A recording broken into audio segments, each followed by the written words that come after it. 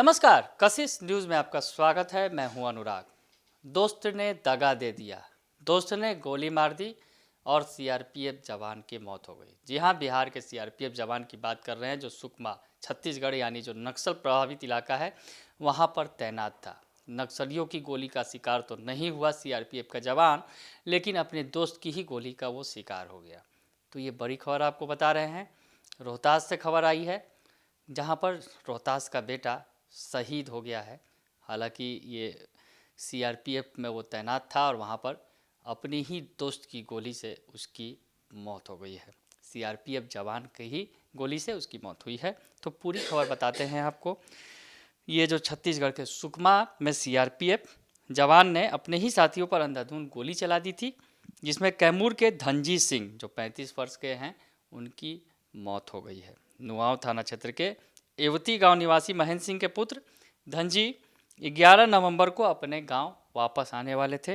रविवार रात पिता से फ़ोन पर बात की थी। बेटे के आने का उत्साह था घर पर, लेकिन अचानक से खबर मिली कि बेटा अब इस दुनिया में नहीं रहा। सीआरपीएफ जवान की बात कर रहे हैं धनजी सिंह जो 35 साल के थे।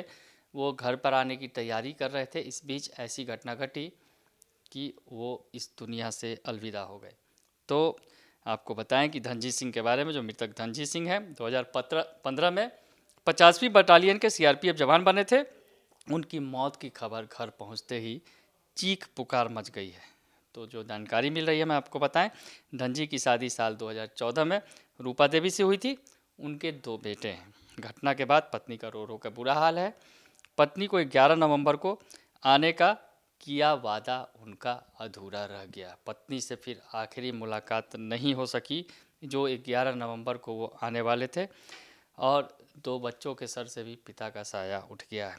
तस्वीरें आप देख सकते हैं, जो तस्वीरें आई हैं सासाराम से, उनके गांव से, उनके घर से, वो दिल को कपा देने वाली है। घर में रोना पीटना मचा हुआ है, कोहराम मचा हुआ है। आपको बताएं कि जो पिता हैं उनके महेंद्र सिंह ने वो बताया है उन्होंने कि धनजी सितंबर में 10 दिनों की छुट्टी पर घर आए थे। वही 11 नवंबर को वापस घर आने वाले थे। रविवार रात को 8:30 बजे फ़ोन पर बात भी हुई थी। धनजी ने कहा था कि सब ठीक ठाक है, मैं छुट्टी लेकर 11 नवंबर को घर पहुंचूंगा, लेकिन अगली ही सुबह उनकी मौत की खबर आई।